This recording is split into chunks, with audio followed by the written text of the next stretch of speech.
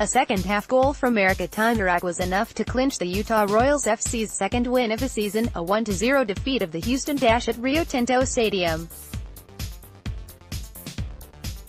Tymrak's goal was the highest point for the Royals, who dominated the entirety of the match. Not only did the home side enjoy the majority of possession, 64%, but they also outshot the Dash 18-7, putting 5 shots on frame.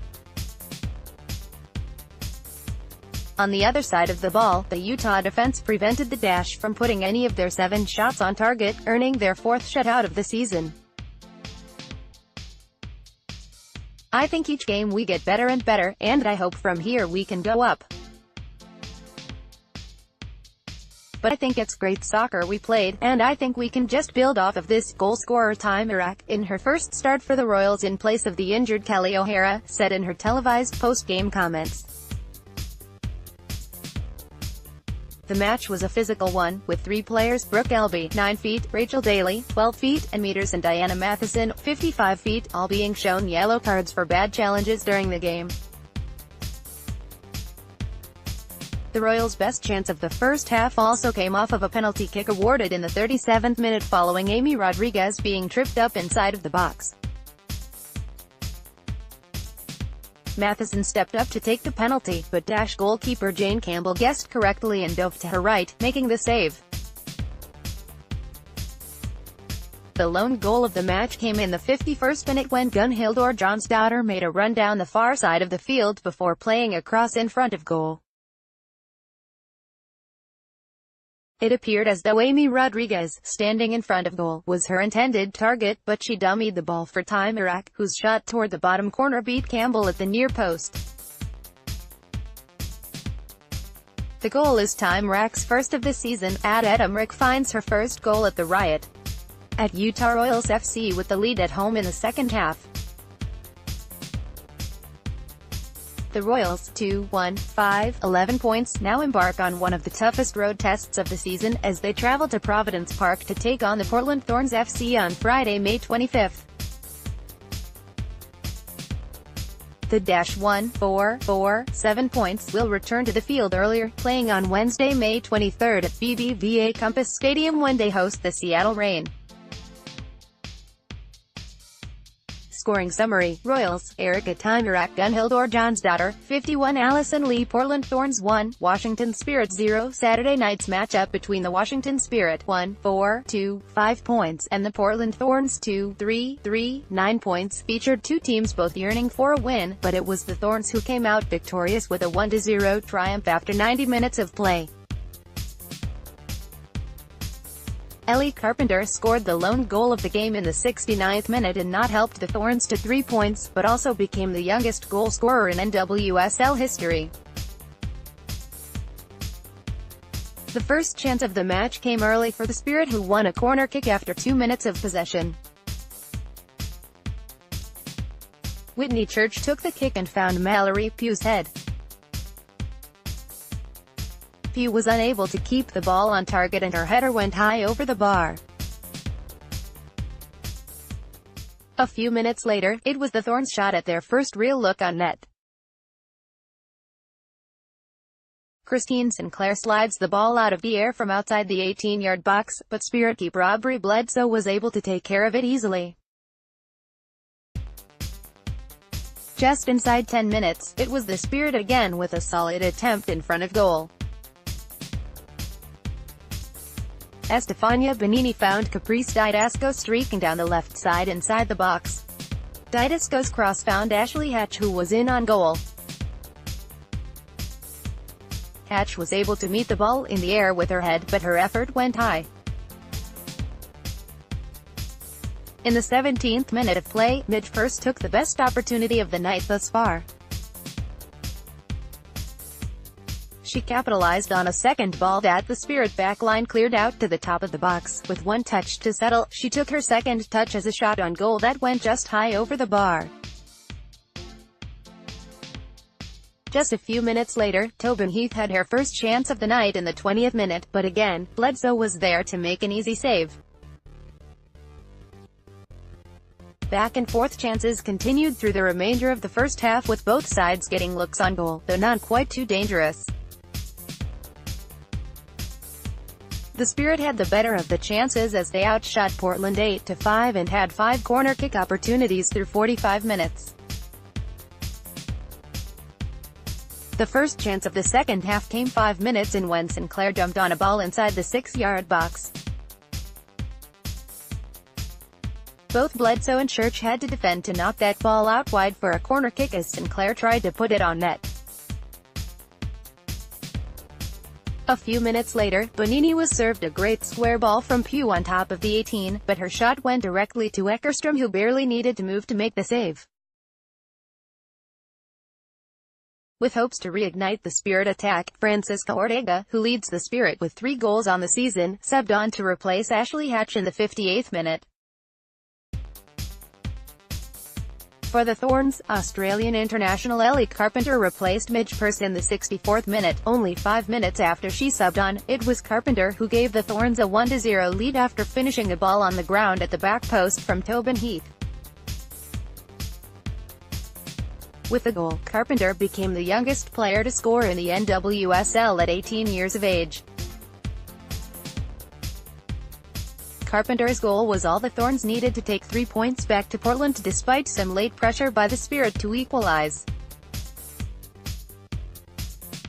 Meet the youngest goal scorer in NWSL history. Congrats, at Carpenter Ellie.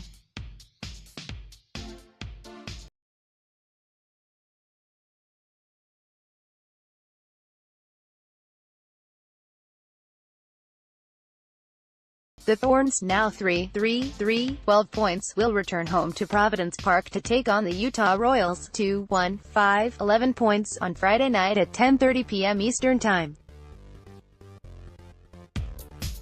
Scoring summary: Thorns, Ellie Carpenter, Tobin Heath, 69, Hannah Chronic, North Carolina Courage, 2, Sky Blue FC 1. The North Carolina Courage leveled the 2014 Seattle Reigns record of 23 points from the opening 9 games of an NWSL season after a comfortable 2-1 win over Sky Blue FC in New Jersey.